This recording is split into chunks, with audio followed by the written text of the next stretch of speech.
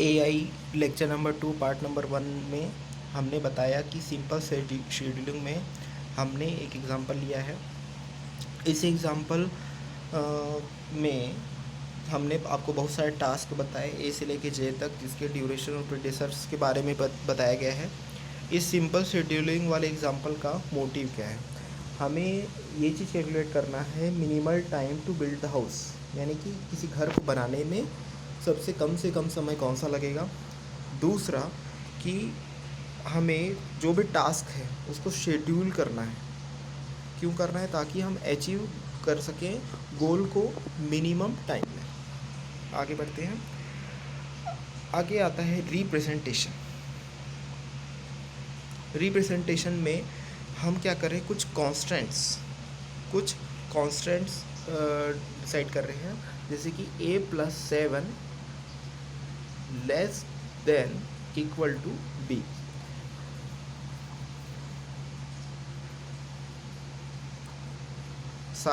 और बहुत सारे constants b+3 less than equals c।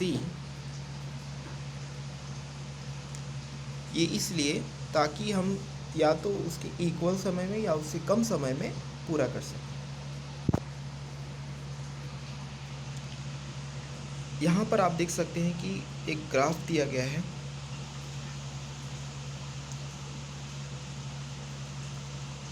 Graph दिया गया है ताकि हम टास्क को मिनिमम समय में पूरा कर सकें।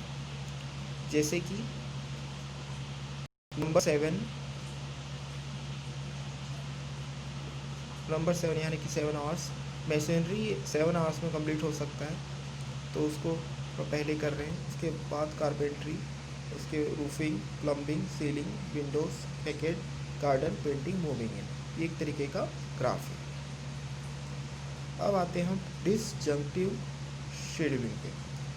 डिसजंक्टिव शेड्यूलिंग में एक शेड्यूल होता है जिसमें मल्टीपल एक्टिविटीज़ और मल्टीपल रिसोर्सेज को एक साथ काम में लाया जाता है, और एक्टिविटीज़ में टेम्पोरल कॉन्स्टेंट्स यानी कि टाइम रिलेटेड कांस्टेंट का इस्तेमाल किया जाता है। जैसे कि यहाँ पर हमने कुछ नंबर और उनको एक अलग एलोकेशन भी दिया हुआ है, साथ में description, duration, periods and resource. जैसे कि नंबर 1 पे है PA, बिगिनिंग ऑफ प्रोजेक्ट, इसके लिए ड्यूरेशन 0। नंबर 2 पे है एक्सकैवेशन, एबुटेनमेंट, ड्यूरेशन 4। रिसोर्स में लगेगा एक्सकैवेटर। ऐसे ही A1 से A5 तक एक्सकैवेशन, जिसमें कि A2 से A5 तक की ड्यूरेशन दी गई है 222। A6 की ड्यूरेशन है 5। P1 फाउंडेशन पाइल्स 2 की ड्यूरेशन है 20। रिसोर्स में लगेगा पाइल ड्राइवर। P1 और P1 की ड्यूरेशन 20, P2 की ड्यूरेशन 13, UE की ड्यूरेशन 10, S1 की ड्यूरेशन 8, S2 की ड्यूरेशन 4, S3, S4 और S5 की ड्यूरेशन 4, S6 की ड्यूरेशन 10, B1 कॉन्क्रीट फाउंडेशन की ड्यूरेशन 1। ऐसे ही B2 से B6 की ड्यूरेशन है 1, AB1 से लेके AB6 की ड्यूरेशन है 1, M1 से M1 की ड्यूरेशन 16, M2 से M5 की ड्यूरेशन है 8, M6 की ड्यूरेशन है 20, I की ड्यूरेशन है 2, T1 से T5 की ड्यूरेशन है 12, UA की ड्यूरेशन है 10, V1 की ड्यूरेशन है 15, V2 की ड्यूरेशन 10, E की ड्यूरेशन 0। यहाँ पर जो एग्जांपल लिया गया है वो एक बेसिक बिल्डिंग ब्लॉक की तैयारी से रिलेटेड है, यानी कि यहाँ पर जो एग्जांपल लिया गया है वो एक तरीके का सिविल वर्क से रिलेटेड एग्जांपल है। सॉल्यूशन, उसी सॉल्यूशन को हम गैंट चार्ट के माध्यम से बता रहे हैं। यहाँ पर जस्ट प्रॉब्लम के सॉल्यूशन का रिप्रेजेंटेशन बस चेंज किया गया है। जैसे कि फीडिंग टू को दर्शाने के लिए V2, पिलर 6 के लिए A6, S6, C6, M6, pillar 5 के लिए T5, पिलर 5 के लिए A5, S5, C5, M5, pillar 4 के लिए T4, pillar 4, pillar 3, pillar 3, pillar 2, pillar 2, pillar 1, pillar 1, filling one, temporary housing, import dates, इन सारी चीज़ों को बताया गया है। रिसोर्स एलोकेशन, रिसोर्स एलोकेशन का यहाँ पर एग्जांपल लिया गया plant capacity, transportation cost, client demand. Plant capacity, first plant की capacity less than equal 500, second की लेस देन 300 और थर्ड की लेस देन इक्वल 400। तो यहाँ पर हमको ट्रांसपोर्टेशन कॉस्ट भी देखना है और क्लाइंट की डिमांड कितनी है ये भी देखते हुए हमने एक ग्राफ बनाया है।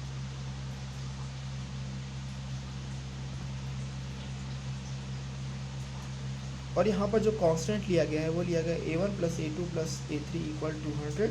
इसके अलावा बहुत सारे और भी ट्रांसपोर्टेशन कॉस्ट वगैरह लिए गए हैं। इन सभी चीज़ों में क्या कॉमन है? इन सभी चीज़ों में कॉमन है large search space, well identified goal, यानी कि notion of solution easy to find है। लेकिन हम ये नहीं जानते हैं कि हम कैसे पहुँचेंगे। कोई भी एल्गोरिथम यूज़ नहीं किया गया इंक्रीमेंटली, इसलिए हमें एक्सप्लोर करना होता है सर्च स्पेस, या तो एग्जॉस्टिवली जिसे कि बोला जाता है इंटेलिजेंट, या फिर गाइडेड मैनर में। मेथड्स जो कि डिटेल किया जाएगा इस लेक्चर सीरीज में वो है graph search, constant solving,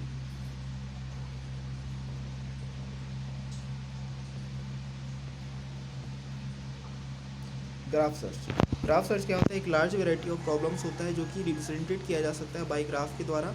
solution को कंसीडर किया जा सकता है as defining specific node.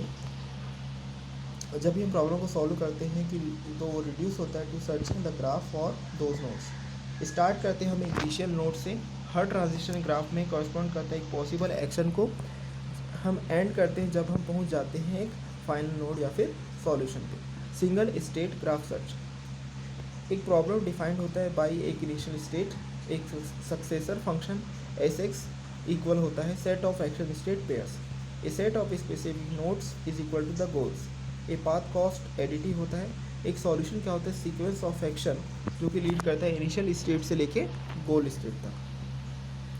8 puzzle को जनरलाइज कर सकते हैं हम 15 पजल्स में, 24 पजल्स में।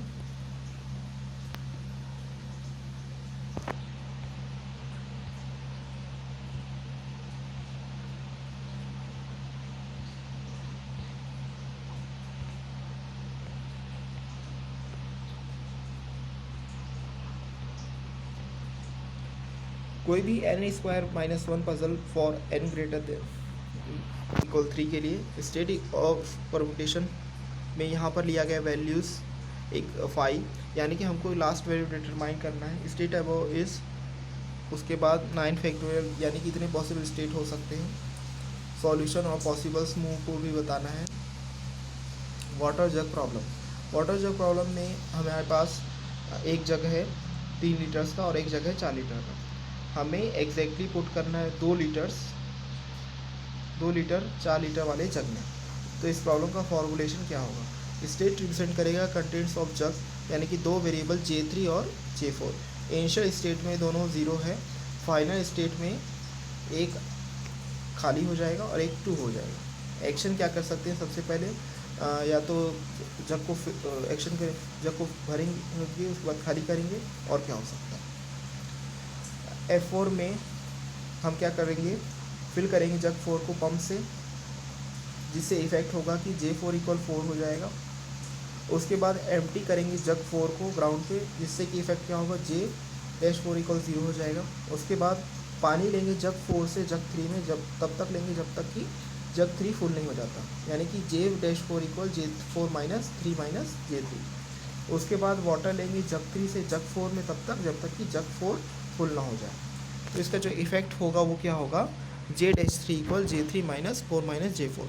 उसके बाद पानी लेंगे जग 3 से जग 4 में तब तक जब तक कि जग 3 एम्प्टी हो जाए, गीला हो जाए, तो J3 = 0।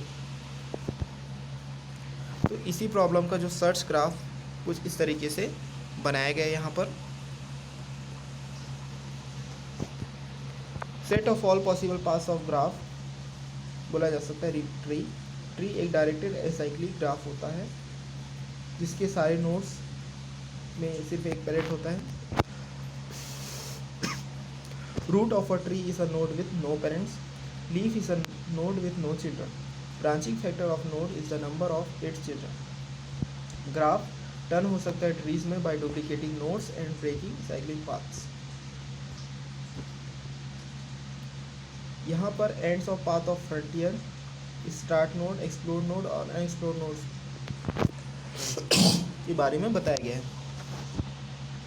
Basic graph search algorithm, इसका इनपुट होता है graph, a set of start nodes, boolean procedure goal n that test if n is a goal node. While frontier is not empty, select and remove path from frontier if goal nk return n0 nk. For every neighbor n of nk, add n0 nk to frontier and while। यानी कि इसमें एक input देना है graph, set of start nodes, boolean procedure goal को तब तक test करना है जब तक n is a goal node ना मिल जाए। जब फ्रंटियर एम्प्टी नहीं है तब हमें क्या करना है, सेलेक्ट करना और रिमूव करना है पाथ फ्रंटियर से। यदि गोल एन के है तो रिटर्न हो जाना है एन के तक। For every neighbour n of n के ऐड करना है एन के to frontier. Basic graph search algorithm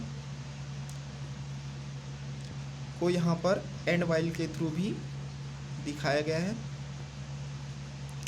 input a graph, a set of start nodes, boolean procedure goal n that test if n is a goal, frontier s is start node while frontier is not empty, select a new path from frontier if goal nk return nk, for every neighbor n of nk add to frontier and while। Different search algorithms में अलग अलग criterias होते हैं। Criteria ज़रूरी नहीं कि हमेशा complete हो, जैसे कि ब्रीथ फर्स्ट में क्राइटेरिया कंप्लीट हो सकता है, यूनिफॉर्म कॉस्ट में कंप्लीट हो सकता है, डेप्थ फर्स्ट में नहीं हो सकता, डेप्थ लिमिटेड में तभी हो सकता है यदि L greater than equal D हो, इटरेटिव ऑफ डीपनिंग में हो सकता है, time b⁻d+1, b⁻c star E, depth first में b⁻m, डेप्थ लिमिटेड में b⁻l, इटरेटिव डीपनिंग में b⁻d, स्पेस में b⁻d+1, यूनिफॉर्म कॉस्ट में b⁻c/e, डेप्थ फर्स्ट में bm, डेप्थ लिमिटेड में bl, इटरेटिव डीपनिंग में bd, ऑप्टिमल हो सकता है ब्रीथ फर्स्ट में, हाँ, यूनिफॉर्म कॉस्ट में, हाँ, डेप्थ फर्स्ट में ऑप्टिमल हो सकता है, नहीं, डेप्थ लिमिटेड में ऑप्टिमल हो सकता है, नहीं, इटरेटिव डीपनिंग में ऑप्टिमल हो सकता है, हाँ। कॉन्स्ट्रक्टिव मॉडलिंग में डिक्रेटिव लैंग्वेज का यूज़ होता है, इसमें मॉडलिंग आसान होती है। लोकल स्पेसिफिकेशन होता है प्रॉब्लम का, ग्लोबल कंसिस्टेंसी अचीव होती है या फिर अप्रोक्सीमेटेड होती है by constant solving techniques. Compositionality, constants combine होते हैं implicitly through shared logical variables. Basic objects, variable, a place holder for values x y z, L3 U21 list. Functional symbol, mapping of variables to values, plus minus into, division, sine, cos, bar. Relational symbol, relation between variables, arithmetic relation, equal, less than equal, not equal. Symbolic relation में all different. Constant, declarative relation हो सकता है between variables. Constant का use किया जाता है model और problem solve के लिए भी, specific algorithm for efficient computation के लिए। कांस्टेंट न्यूमेरिक हो सकता है या फिर सिंबॉलिक हो सकता है, जैसे कि x less than equal 5, x plus y equal z, all different at most, multi directional relation. Constant satisfaction problem, variables x1 to n, unknowns of the problem, domains search space d1 to n, constant c1 cp, partial information on the variables। constant satisfaction problem, a CSP is a triple V DC where V equal V1 belong tends to Vn is a finite set of variable, D equal D1 Dn, a set of domains D1 Di for each variable Vi, C equals C1 P is a set of constant on variables of V, a constant Ci Vi1 Vik on variables Vi1 Vik is defined as a subset of the cross product Di1x Dik। Crypto arithmetic SCSP, send plus more money, each जो भी letter रहता है वो represent करता है different digits और addition should be correct. So two different models with constants, R4 R3 R2 R1, send more money, variables SEND MORY R1 R2 R3 R4, domains 0 to 9 for the letters, 0 1 for the carries। Constant और difference constant का हाइपरग्राफ यहाँ पर दिखाया गया है। Local search and meta heuristics, heuristic methods from Greek, guided but incomplete, to be used when search space is too big and cannot be searched exhaustively. So called meta heuristics, general techniques to guide the search. Experimented various problems में हुआ, जैसे कि travelling salesman problem since 1960s, scheduling, vehicle routing, cutting set, simple but experimentally very efficient. Travelling salesman problem, travelling salesman का जो solution है वो किसके लिए दिया गया है? मेजर यूएस और कैनेडियन सिटीज़ के लिए। लोकल सर्च इंट्रोड्यूस हुआ था बाय लाइन इन 1965। आइडिया ये था एज एक्सचेंज 2 ऑप्ट 3 ऑप्ट और के opt TSP by travelling salesman problems by local search. एक टूल को रिप्रेजेंट कर सकते हैं permutation of the list of city nodes. 2 opt swap the visit of 2 nodes. Example ABCDFG। नई लोकल सर्च एल्गोरिथम में हम स्टार्ट करते हैं by a random tour, consider करते हैं सारे टूल्स फाउंड होते हैं बाय executing swap of 2 nodes, take करते हैं the one with best cost, continue करते हैं अंटिल ऑप्टिमम और टाइम लिमिट रिच्ड। यानी कि हमको ऐसे लोकेशन पे ऐसे रूट्स पे जाना है जहाँ की हमको कम कॉस्ट लगे, उसके बाद हमको कंटिन्यू करना है तब जब तक कि ऑप्टिमम या फिर टाइम लिमिट रीच्ड ना हो जाता। लोकल सर्च में इटरेटिव इम्प्रूवमेंट होता है। इसके लिए हम नोशन ऑफ नेबरहुड और ऑब्जेक्टिव फंक्शन का यूज़ करते हैं मिनिमाइज करने के लिए। ऑप्टिमल सॉल्यूशन को रिप्रेजेंट किया जाता है W1 और WN से। लोकल सर्च इटरेटिव इम्प्रूवमेंट में जो भी सॉल्विंग एज ऑप्टिमाइजेशन करते हैं तो इसके लिए हम क्या करते हैं? ऑब्जेक्टिव फंक्शन को मिनिमाइज करते हैं, यानी कि नंबर ऑफ अनसेटिस्फाइड कॉन्स्टेंट्स को सम अप करते हैं। Key ideas: optimize problem with objective functions, fitness function to maximize और cost to minimize, basic algorithm, start from a random assignment, explore करते हैं नेबरहुड को, मूव करते हैं बेटर कैंडिडेट में, कंटिन्यू करते हैं जब तक कि ऑप्टिमल सॉल्यूशन फाउंड नहीं हो जाता। Iterative improvement, any time algorithm में आउटपुट्स करते हैं good if not optimal solution. Hill climbing और ग्रेडियंट डिसेंट, हिल क्लाइंबिंग में स्टार्ट एक सेंटर पॉइंट से किया जाता है, उसके बाद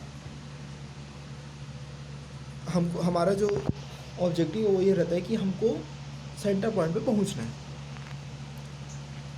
इसके लिए फिटनेस, कॉस्ट, ऑब्जेक्टिव फंक्शन को ऑप्टिमाइज़ किया जाता है। हिल क्लाइंबिंग को मैक्सिमाइज़ किया जाता है और ग्रेडियंट डिसेंट को मिनिमाइजेशन किया जाता है। हिल क्लाइंबिंग के केस में हमें ध्यान रखना होता है क्योंकि बहुत सारे डिफरेंट मेथड्स होते हैं इस प्रॉब्लम को अवॉइड करने के लिए। केवेट्स, इसके from local optima of evolution, cost, objective function, हमें बहुत सारे तरीके चाहिए होते हैं रीस्टार्ट करने के लिए। सर्च, पार्शियल और goal, intensification versus diversification, faster toward optimum, diversify the search, shape, ruggedness of landscape, definition of a good objective function, local versus global. जो भी हमारा स्टेट स्पेस रहता है वहाँ पे हमारा जो प्रॉब्लम है उसमें हम बहुत सारे पॉइंट्स कंसीडर करते हैं, जैसे कि local maximum, flat local maximum, global maximum, shoulder, objective function. तो हमको इसी की रिस्पेक्ट्स में अपने प्रॉब्लम को देखना होता है और इसके सॉल्यूशन को भी देखना होता है। समरी, कौन सा मेथड यूज़ कर सकते हैं? Graph based search basic method से तब यूज़ करना है जब हमें कोई भी स्ट्रक्चर नहीं पता है। ये तब यूज़फुल है कि full path of solution needed हो। कांस्टेंट सेटिस्फैक्शन एक डिक्लेरेटिव मॉडल है। Specialised algorithm, programming tools, local search and meta heuristics. जब सर्च स्पेस बहुत यूज़ हो तब हमको लोकल सर्च और मेटा ह्यूरिस्टिक्स को यूज़ करना है। Different meta heuristics, different performances, tuning essential है।